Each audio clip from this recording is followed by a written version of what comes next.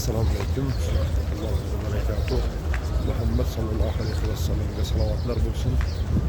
Mana bugun biz Madina Munavvarada bomdod o'qidik. Kechasi soatlar oldin kelib o'qidik. Allohdan sanolar bo'lsin. Hozir biz bu yerda Zamzam suvlaridan chiqib harakatda ko'raylik qani. Bismillah. Burada olamiz.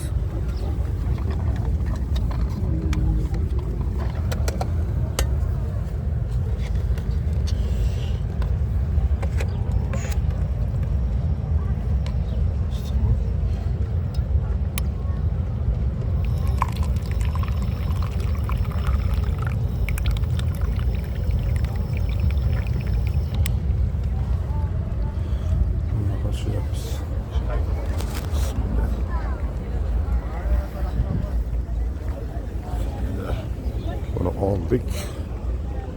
Yamyam sularını hamma oynayaptı. Oturup içip alamız. Bismillah.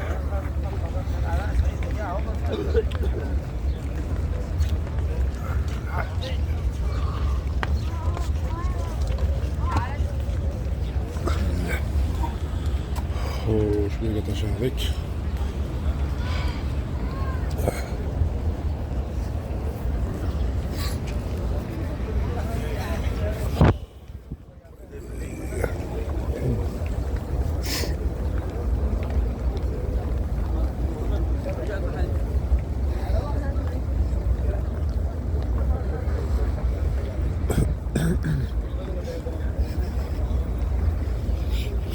Bu tashqari qismlarida odamlar o'tiribdi.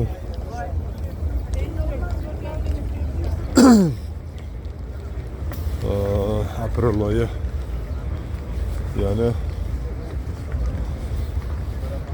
oxirgi maydan boshlanadigan ta'mirlash ishlarigacha bo'lsa ham, lekin odam nihoyatda ko'p. Allohning baytiga savob uchun, oxirat uchun kelib namozda, duoda shu yerda bo'lishga harakat qilishyapti. Alhamdulillah. Albatta Alloh xolasa ijobat bo'ladi.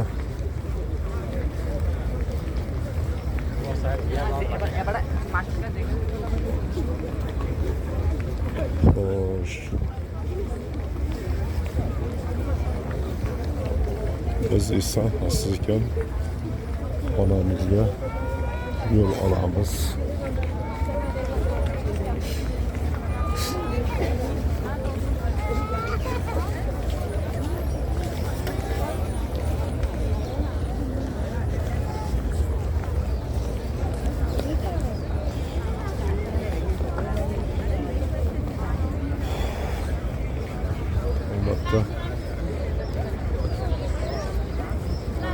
Hamma mana bizni tanigan, bilgan hamyurtlarimizga Allohim mana shu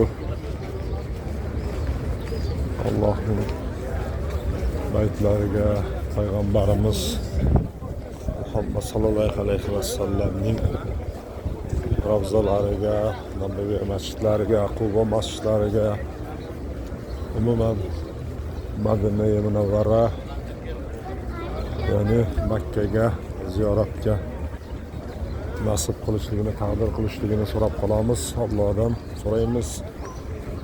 Lekin niyatlari bo'lsa, niyatlariga yetishsin.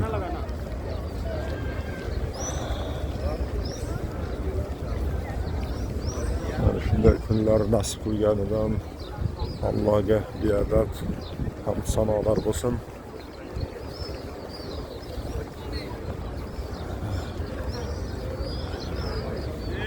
Allah Taala mana qilgan namozlarimiz bormi? Umuman Alloh yo'lida qilgan jaddu jahd bilan o'qigan namozlarimiz, ro'za paytida qilgan ihsonlarimiz, sadoqatlarimiz, zakotlarimiz va kechalari qoyim bo'lib tahajjud namozlarida, nafl namozlarida o'qib Allohning roziligini olish istagida bo'ldik. Ya Rabbiy, o'zing ko'rib bilib turibsan, ya Rabbiy, qabul qilgin. Ota-onalarimizni avvalambor sog'lik, salomatlikda, tinchlik, xotirjamlikda qilgin. İki dünya saodatini bergin, ya Rabbiy. Ana onamiz kelolmadilar. Allah o'zi nasib qilsa yana yillar yoki mana shu yilning o'zida umra, haj safarlariga olib kelish niyatimiz bor, ya Rabbiy. Taqdir qilgan bo'lsa albatta keladilar. Oila a'zolarimiz, xotin bola chaqalarimiz barchasini Allohdan so'rab Qur'onga muhabbat, namozlarni o'z vaqtida o'qishliklarini so'rab duolar qildik. Baxtli sog'likda bo'lishlarini, Ar-Razzoq, ya'ni Allohning rizq berguvchi hazratlari ila bularga bir keng rizq so'radik. Allohim o'zing dargohida qabul etib bularga Qur'on o'qishni nasib turibdi. Endi Allohim bularni Qur'onga muhabbat, namozlarda qoyim bo'lib turishni Allohdan so'radik. Allohim o'zing ijobat qilgan bo'lsin. Barchalarimizni Allohning yo'lida yaxshi ishlar, solih amallar qilishni Allohim nasib etsin.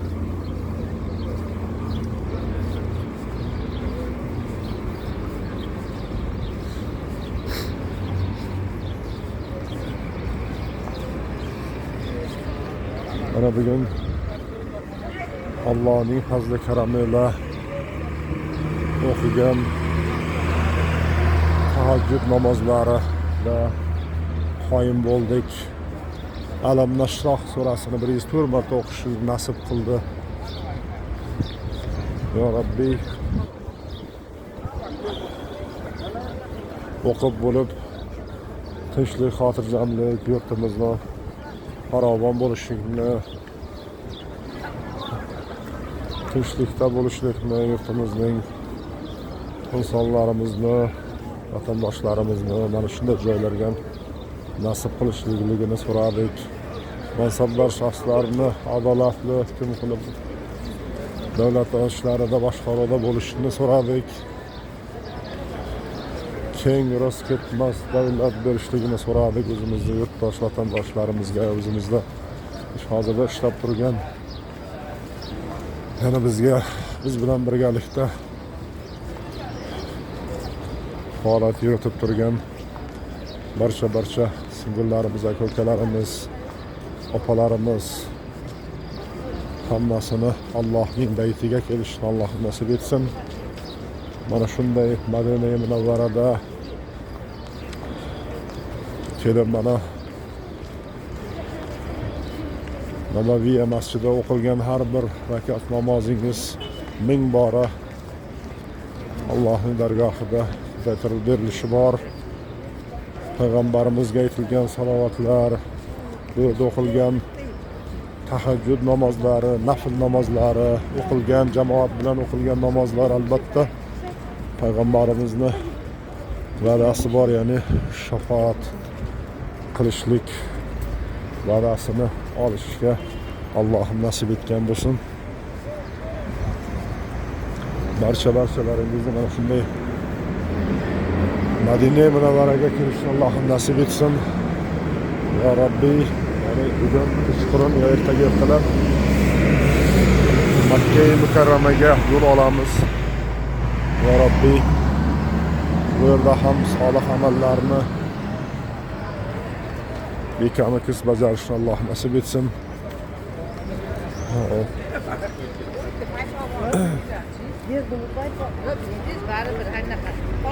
Bu yerda ham mana bu baholi qudrat videolar alıp harakat qilaman. Videolar bilan iloji boricha ko'proq taassurot uyg'otish maqsadida videolar qilishga harakat qilaman. Hop. Barchalaringizni Alloh uchun yaxshi ko'raman. Niyatlaringizga yetishingizlar.